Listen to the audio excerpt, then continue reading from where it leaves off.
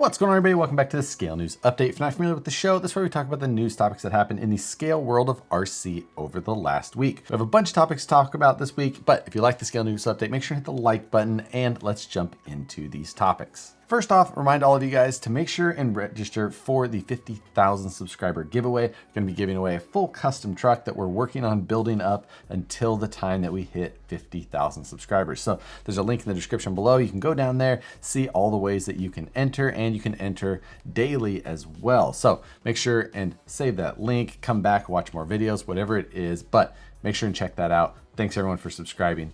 And again, looking forward to giving away that truck. But jumping into the first story of the week, Rollscale posted up this last week an all metal rear Jeep tub. This looks like a CJ tub and it's the back half of it still, but it looks fairly accurate with floorboards and a nice dash, wheel wells, everything for the rear half of a CJ build. They didn't post a price or availability or any real schedule to what they're hoping to actually release.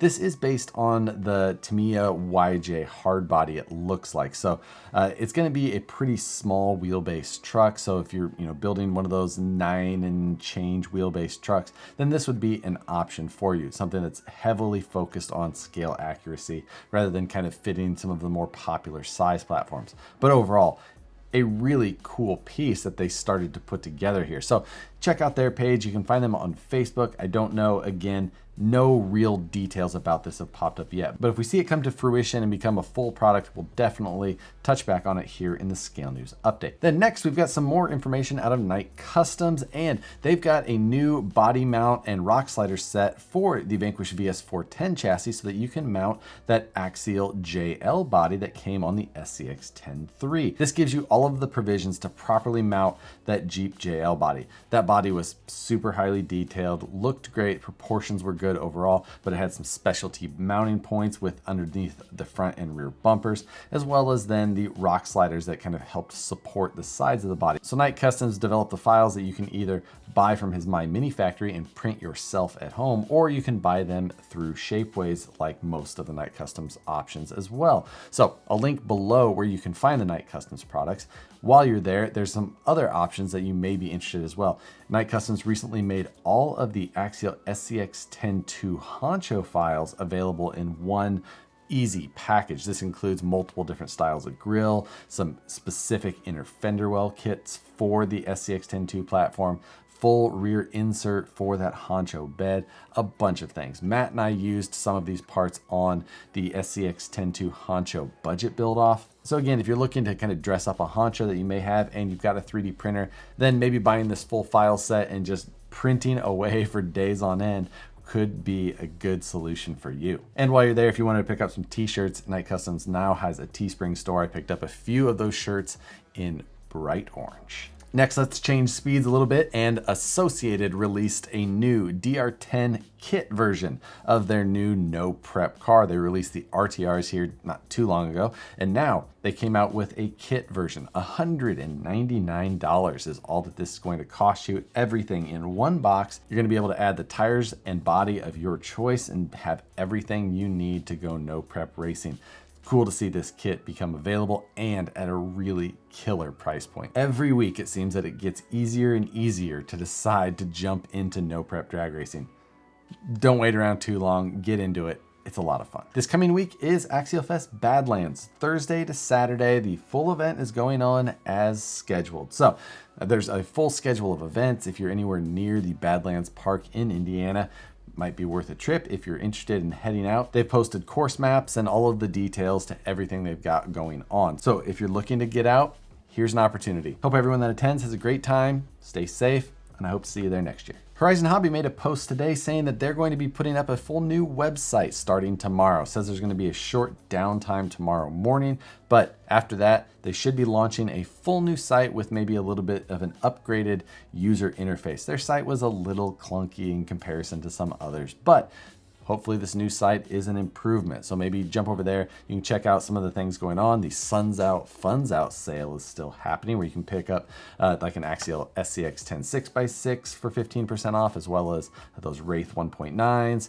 or the SCX 10.2 Ford F100s. Those are all 15% off, as well as a bunch of other things as well. But those vehicles specifically, pretty good deals. But speaking of vehicles from Horizon, there's been a couple of little rumors floating around. On the Horizon site right now, there's another Wraith 1.9 RTR that shows that it's coming soon. There's almost no details on it, but there's a product listing up, and the details that are on the listing don't match the other ones. One of the things specifically worth noting is that it says it has aluminum shocks, and it's got some King shock verbiage in there as well. Not really sure what's going up with that. Maybe it's a listing that got added or made visible by accident. Not too sure, because it's the same price as the other ones, but specifically having some of those different, level of parts seems a little off being how it's described. So maybe that's a fluke. Maybe it's not.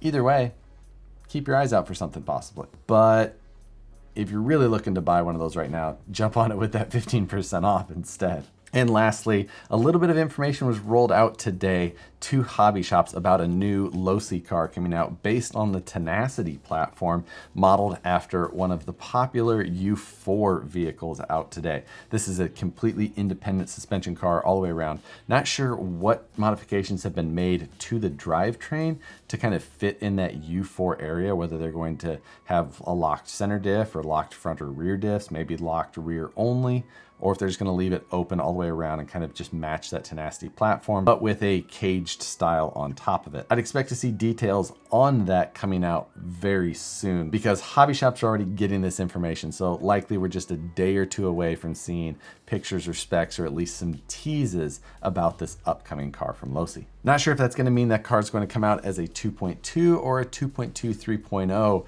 based wheel and tire package. I've heard some information from hobby shop employees, but haven't got the full details on it yet. And for those of you interested in 3D printing, last Sunday's 3D Printing Sunday project is the start of an off-road trailer that we're going to try and make as printable as possible. So again, if you're interested in 3D printing or 3D modeling in general, then the streams that I do on Sunday may be a little bit of fun for you. So check those out every Sunday, 6 p.m. Pacific time. But that does it for the actual news topics. Before I get into this week's question, last week, man, did the Yaris talk get you guys fired up. GR or GS, I don't know. There's a fancy Yaris that's available. This one's a front wheel, Tamai made a front wheel drive one. They can call it the fancy one all they want. They put it on a front wheel drive platform. But staying right on the topic of the full-size vehicle correlation, today when I'm filming this, Ford released the new Bronco, or Broncos, the Sport, the 2-door, and the 4-door. Obviously there's going to be mixed feelings from everybody. They like it, they hate it, they want it, they don't want it. It's not a Jeep. It looks like a FJ Cruiser. All kinds of, things flying around. I didn't hate it. I'm a Jeep fan. I don't hate it. I think the 2-door and the 4-door looks good. I'm not a big fan of the Sport, but I don't think that's what it's really aimed at. And I think the best question is, who do you guys think is going to be the first one to bring us a decent one? Do you think it's going to be a Traxxas or an Axial or Proline, New Bright? Who do you think is going to be the first one to give us a decent version of the new Bronco? Or do you have zero interest in that thing? Is it just the most offensive look that you've ever seen? I don't hate it. I kind of like it. But if the 392 Hemi concept Jeep becomes a thing, I'd jump on that way before I would jump on the Bronco. But that's going to do it for this week's Scale News Update. Again, thanks for watching. Make sure and go enter the giveaway for the 50,000 subscriber truck. I'm going to have a bunch more updates on that as we go. More parts are rolling in, lots of other things being donated to get put on there. Overall, I think that part of it's going to be a lot of fun. It's going to end up being a really nice package deal to whoever ends up with it. Thanks again for watching, everyone. Hope you have an awesome rest of the week. Hit the like button before you leave. Subscribe if you're not already. Hit the notification bell so you see the videos as soon as they get uploaded. As always, thanks again for watching, and we'll see you on the next one.